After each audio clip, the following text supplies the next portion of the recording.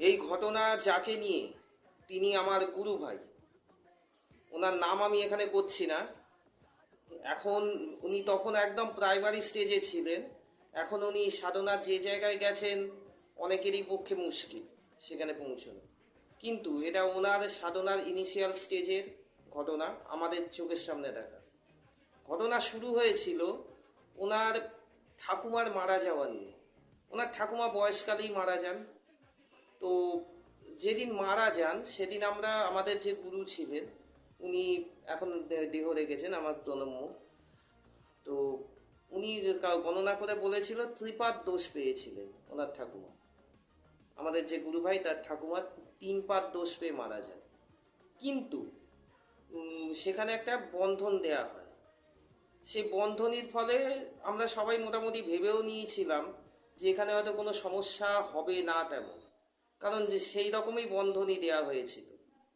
তো বন্ধনী দেবার পরে তো বাড়িতে কোনো সমস্যা হয়নি। ত্রিপাদ দোষে যেরকম সমস্যা হয় সেরকম সমস্যা কিন্তু তখনও হয়নি।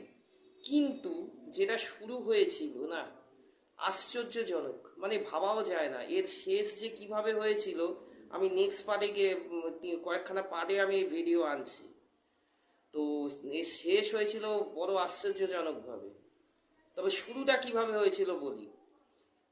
একখানা বন্ধ ঘর ছিল এদের, বনেদি বাড়ি হয় না, ওই বনেদি বাড়িটাই বাড়ি, প্রচুর ঘর এক বাড়িতে।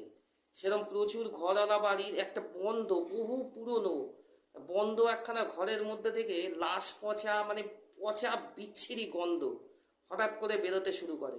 প্রথমে ভেবেছিল হয়তো ইঁদুর মরা, কিন্তু ইঁদুর মরা হোক, যাই মরা হোক, পচা গন্ধ একটানা 20 দিন বেরোতে পারে। এবং আশ্চর্যজনকভাবে এই গন্ধ ওরা ছাড়া আর কেউ পেত না।